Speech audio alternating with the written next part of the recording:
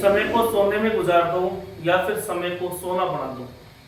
अगर आप समय को सोना बनाना चाहते हैं तो के मैथमेटिक्स क्लास से आप फिर से जुड़िए। स्वागत है आपका। मैं कमलकांत शर्मा के मैथमेटिक्स क्लास में आपका स्वागत करता हूं। अपन पिछले वीडियो में सेंट्रल टेंडेंसी केंद्रीय प्रवृत्ति के जो माप है उनके बारे में चर्चा कर रहे थे, उनको पढ़ रहे थे। अपन ने मीन और मोड, माध्य और बहुलक को पढ़ लिया था अच्छे से। आज हम चर्चा करेंगे मीडियन पर। नॉन ग्रुप्ड डाटा के अंदर, किसके अंदर? Non grouped data. ये सेंट्रल टेंडेंसी अपन पढ़ा रहे थे। एक बार मैं इसको रेज कर रहा हूं। और नॉन ग्रुप्ड डाटा के अंदर हम क्वेश्चन में मोड और मीन पढ़ चुके थे। अब नॉन ग्रुप डाटा के अंदर अपन पढ़ रहे मीडियन।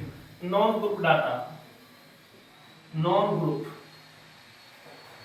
वर्गीकृत, इसमें अपन मीडियन पढ़ रहे तो इस अवर्गीकृत अंतराल में मीडियन जब दो तरीके से, यानी क्वेश्चन के अंदर अगर आपको नंबर ऑड हो, विषम हो, कहने का मतलब जो संख्याएं हैं ऑड टाइम हो, विषम टाइम हो, विषम बार हो, 1 2 3 4 5 6 7, यानी 7 टाइम है इस क्वेश्चन में। n का मान 7 है, यानी विषम संख्या है, ऑड नंबर है। तो इस टाइप के क्वेश्चनों को सॉल्व कैसे करते हैं? देखो, first we arrange the number in ascending order. सबसे पहले हम नंबरों को आरोही क्रम में जमाते हैं, छोटे से बड़ा। तो सबसे पहले आप देखो, छोटा नंबर क्या है? 0। फिर उसके बाद इससे बड़ा नंबर आपके 7 देखो, इसमें 2 टाइम आ रहा है तो 2 टाइम ही 5 है, इससे 0 से बड़ा एक बार अपन 5 लिखेंगे। फिर देखो आप 7 है इससे बड़ा, और 7 2 टाइम आ रहा है तो 2 टाइम लिख दिया। 7 से जस्ट बड़ा नंबर आपके हैं 9 लिख दिया। 9 से बड़ा नंबर आपके हैं यहाँ पर 15 लिख दिया। और 15 से बड़ा है आपके 25। ये नंबर काउंट कर लो, 1 2 3 4 5 6 7, 7 नंबर है। अब आप फॉर्मूला क्या लगाएंगे? वो ये देखो, ये फॉर्मूला आपको यहाँ लगा देना है। मैं क्वेश्चन में यहाँ बता रहा हूँ आपको। m बराबर n प्लस 1, यानी n है आपका 7, विषम है। n बराबर मैं लिख देता हूँ कितना है? 7 जो ओड है, तो 7 प्लस 1 बटा 2 th टर्म वहां पद। आप देखोगे इसमें तो m बराबर आपके आएगा 7 और 1 8 बटे 2, यानी काटो इसको आएगा 4, तो आप लिख दोगे 4th वहां 4वां पद। तो m आएगा आपके 4th टर्म, 4वां पद। ठीक है, तो 4th टर्म आपके इसमें कौन है? देखो 1 2 3 4, तो 4th टर्म पर 4वें पद पर आपका क्या आ जाएगा? 7। आपका आंसर 7 ही रहेगा। इस तरीके से अगर आपको असेंडिंग ऑर्डर में जमाने के बाद नंबर विषम मिले, ऑड मिले, तो ये फॉर्मूला लगाएंगे। एक बार इसका अच्छे से स्क्रीनशॉट लें। फिर आपको n बराबर जब आपको इवन मिलेगा, वो क्वेश्चन बताता हूं। अब माध्यिका में, मीडियन में अगर आपको नंबर इवन टाइम दे रखे हो, सम बार दे रखे हो, तो क्वेश्चन को कैसे सॉल्व करते हैं देखो। आप देखेंगे 7 9 5 0 15 25 1 2 3 4 5 6। यहाँ पर नंबर कोई और भी हो सकते हैं ना। अपना मेन काम है, मेन चीज है क्वेश्चन को समझना कि क्वेश्चन सॉल्व कैसे करेंगे। कितने भी बड़े नंबर दो, सबसे पहले इनको असेंडिंग ऑर्डर में सेट करेंगे। तो 0 5 7 आपके 1 टाइम है। पिछले क्वेश्चन में मैंने केवल 7 कम किया है। ठीक है, समझ आएगा आपके। देखो n आपका कितने टाइम है? 6 टाइम। तो अगर आपको विषम संख्या दे रखी हो तो m बराबर n/2 plus n/2 plus 1 term है, उसमें किससे डिवाइड कर देंगे? 2। इस क्वेश्चन को लिखा जाता है कि average of n/2 and n/2 plus 1 term, n/2 तथा n/2 प्लस 1 वे पद का औसत। तो औसत क्या हुआ? दो संख्याएं होती हैं, यानी n/2 नंबर पर जो संख्या आएगी, n/2 प्लस 1 वे नंबर पर जो नंबर संख्या आएगी, उनको दोनों को जोड़ेंगे और 2 का भाग दे देंगे। तो ये फॉर्मूला आपकी किताब में भी मेंशन है। और देखो m बराबर आप कैसे निकालेंगे? इसमें असेंडिंग ऑर्डर में सेट कर दिया। n का मान है 6/2 6, तो प्लस यहाँ पे हिंदी में लिखेंगे वां, यहाँ लिख देंगे 6/2 प्लस 1 वां th बटे कितना? 2।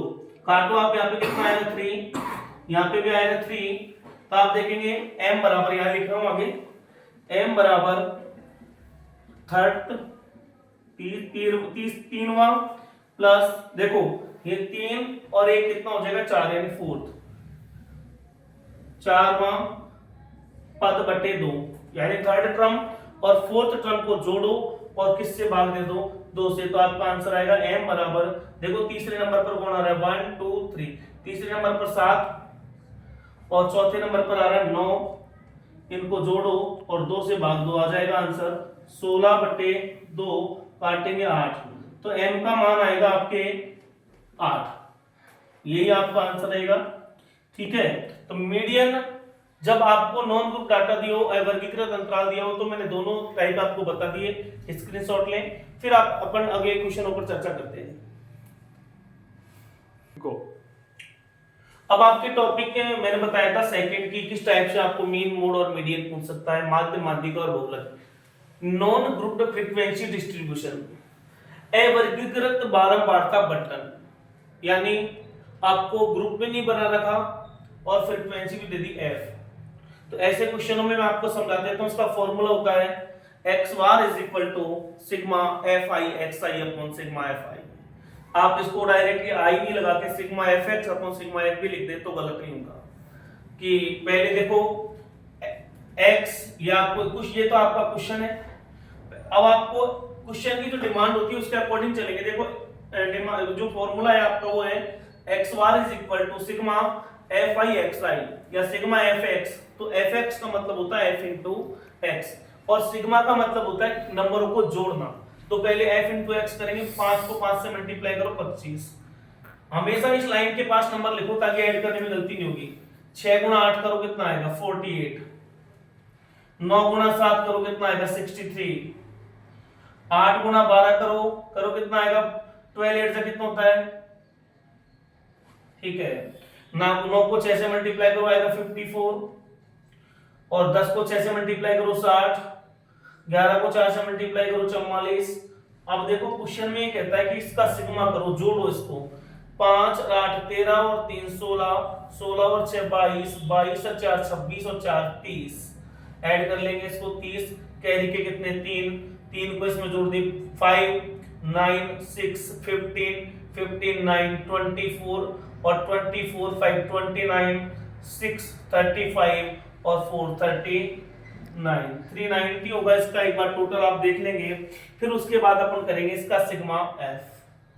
सिग्मा, ये तो सिग्मा आपका fx था, सिग्मा fx, अब करेंगे सिग्मा f। इनको जोड़ो आप, 5 प्लस 8 होता है 13 और 9 कितना होता है 22, 22 और 12 ऐड करेंगे होता है 34, 34 और 6 होता है आपका 40, 46 और 50। ठीक है, तो इसका x बार बराबर आपका निकल के आएगा 390 डिवाइडेड बाय 50, यानी सिग्मा fx बटे सिग्मा f कर देंगे, आंसर आएगा काटो 0 0। अब 5 से अपन काटेंगे। किसी को अगर डिवाइड करना नहीं आता, मैंने पहले भी बताया था पिछले वीडियो में भी कि आप ऐसे डिवाइड कर सकते हैं, 5 7 जा 35, कैंसिल करो कितना बचेगा 4। अब अपने पास कोई नंबर नहीं है, पॉइंट लगाओ और यहाँ पे 0, 5 8 जा 40, कुछ नहीं बचा। आप देखो काटो इसको 7.8, तो आपका जो समांतर माध्य आया x बार आया वो कितना आया 7.8। एक बार इसका अच्छे से स्क्रीनशॉट ले लेंगे, ठीक है। मीन के अंदर, माध्य के अंदर एक क्वेश्चन और लेते हैं अपन, पॉइंट वाला क्वेश्चन नंबर 2। देखो आपका x है 0.1 0.2 0.3 0.4 0.5 0.6। मैं आपको बताऊं मीन है ना, मीन अगर आप ग्रुप्ड डाटा के अंदर फाइंड करोगे वर्गीकृत अंतराल के अंदर, तो इसके 3 मेथड बताएं जो अब मैं नेक्स्ट वीडियो में बताऊंगा। एक तो होता है अज्यूमिंग मीन, एक होता है स्टेप डिवीजन, और ये जो मैं पढ़ा रहा हूँ डायरेक्ट मेथड होता है, प्रत्यक्ष विधि। आगे जैसे ही अपन क्वेश्चन सॉल्व करेंगे तो इस क्वेश्चन को आप अज्यूमिंग मीन, कल्पित माध्य विधि से भी सॉल्व कर सकते हैं, ठीक है। पहले अपन x into f करें, तो देखो पॉइंटों के मल्टीप्लाई करने में बच्चों को दिक्कत आती है कई बार, तो आप इसको पॉइंट काउंट ही मत करो। पहले 30 को 1 से मल्टीप्लाई करेंगे कितना आएगा 30। अब अपना राइट हैंड देखो, राइट हैंड की तरफ से कितने डिजिट पहले पॉइंट है 1 डिजिट, तो आप यहाँ 1 डिजिट पहले पॉइंट लगा दें। ऐसे आप देखो 60 को 2 से मल्टीप्लाई करेंगे तो आएगा 120। यहाँ पर भी 1 डिजिट पहले पॉइंट है राइट हैंड की तरफ से, तो देखो 1 डिजिट पहले मैंने पॉइंट लगा दिया। 20 को 3 से मल्टीप्लाई करो, आंसर आएगा इसका 60। फिर मैं 6.0 कर सकता हूँ इसको भी। 40 को अपन मल्टीप्लाई करेंगे 4 से, तो देखो 4 4 जा 16, ये हो जाएगा 16.0। इसको 10 को 5 से मल्टीप्लाई करो 50, ये हो जाएगा 5.0। 50 को 6 से मल्टीप्लाई करो कितना आएगा 6 5 से 30, 300। तो देखो ये 1 डिजिट पहले आप पॉइंट लगा सकते हो।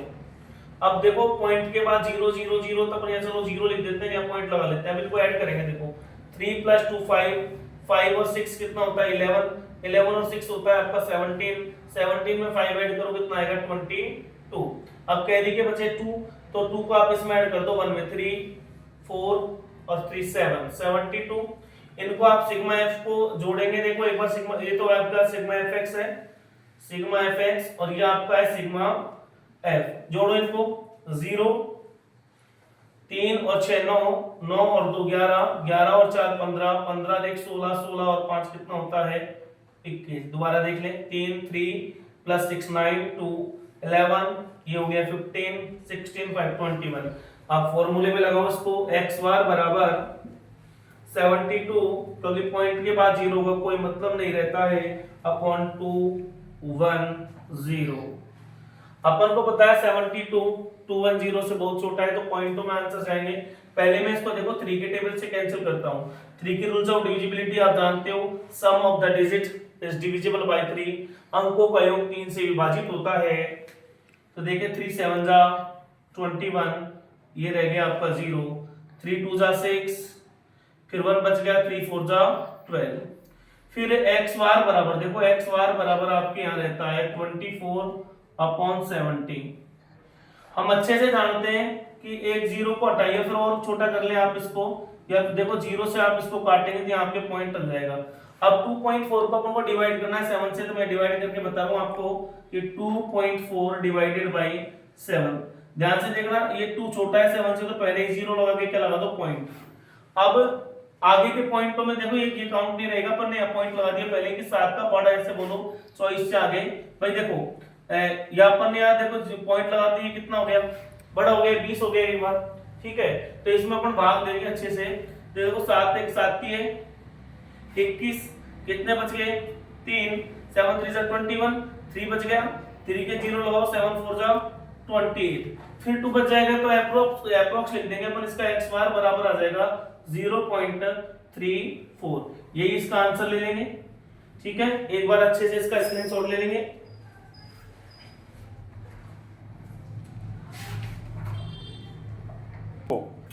अब आता है नॉन ग्रुप फ्रीक्वेंसी डिस्ट्रीब्यूशन के अंदर अवर्गीकृत बारंबारता बंटन के अंदर मोड बहुलक। बहुलक को कैसे निकालेंगे? बहुलक मैंने आपको पहले बताया था कि नॉन ग्रुप डाटा के अंदर अगर आपको नंबर दिया है तो मैक्सिमम जो फ्रीक्वेंसी होती है वो मोड होती है, ठीक है। सर्वाधिक बारंबारता क्या होती है? बहुलक। तो इसमें भी देखो 0 कितने टाइम आ रहा है 5 टाइम, 1 कितने टाइम आ रहा है 8 टाइम, और 2 कितने टाइम आ रहा है 13 टाइम। आप देखोगे तो सबसे ज्यादा जो फ्रीक्वेंसी वो 2 की है, तो आप लिखोगे मैक्सिमम फ्रीक्वेंसी इज ऑफ 2। सर्वाधिक बारंबारता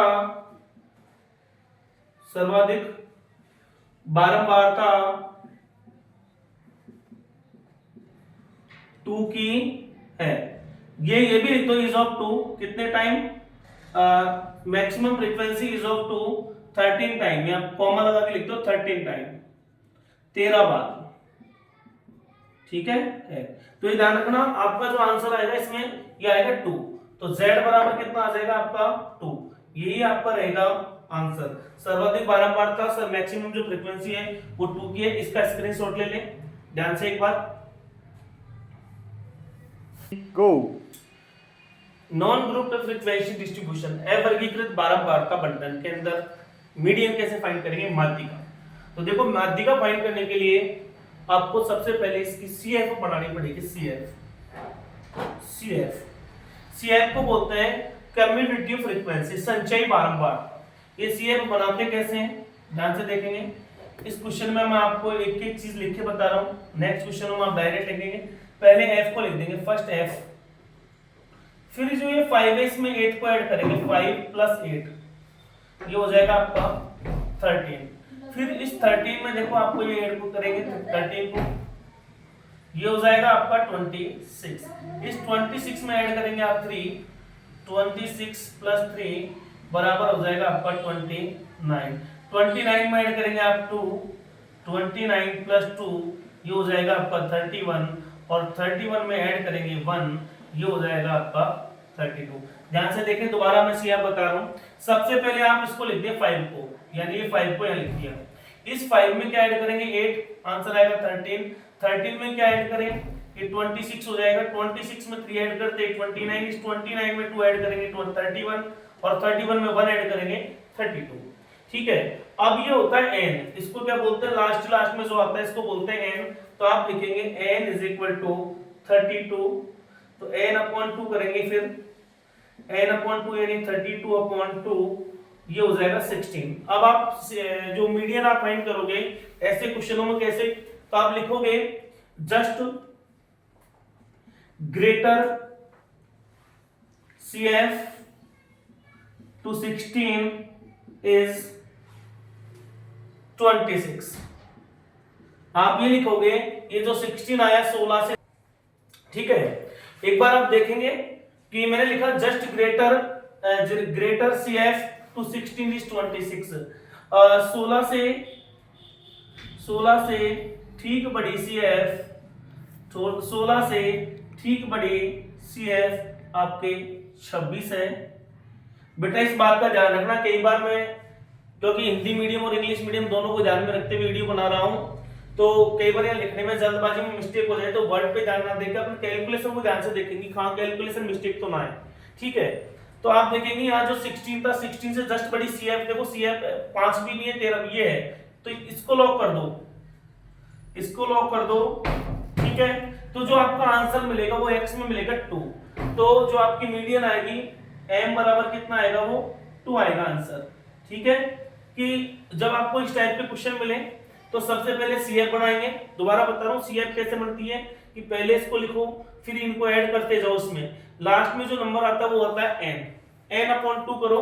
मैंने किया 32 अपॉन 2 तो 16 से जस्ट पहले वाली बड़ी CF, जस्ट बड़ी CF, just greater CF to 16 देखेंगे वो 26 है। 26 में आप देखोगे सामने x में तो 2 मिलेगा आपको आंसर। ठीक है, तो आप एक बार इसका अच्छे से स्क्रीनशॉट ले लें। को अपन ने मीन, मोड और मीडियन तीनों टाइप, नॉन डिस्ट्रीब्यूशन ग्रुप जहां फ्रीक्वेंसी आपको गिवन है, नॉन ग्रुप डाटा है, ठीक है, अवर्गीकृत अंतराल है। मैंने आपको मीन भी पढ़ाया, यानी आपको माध्य पढ़ाया, ठीक है। फिर मैंने आपको मोड भी पढ़ाया, मोड बहुलक भी पढ़ाया, ठीक है। मैंने आपको मीडियन भी पढ़ाया, माध्यिका, ठीक है, माध्यिका को माध्यक भी बोलते हैं। तो तीनों टाइप के क्वेश्चन आपको पढ़ा दिए, इस टाइप के 4 क्वेश्चन आपको प्रैक्टिस के लिए दे रहा हूं।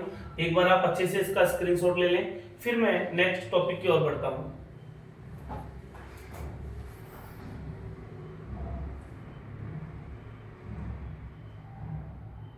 मीन को थोड़ा सा देखते हैं कि यहाँ से किस टाइप के क्वेश्चन आपसे एग्जामिनर पूछ सकता है, कि एवरेज ऑफ नेचुरल नंबर, प्राकृत संख्याओं का औसत।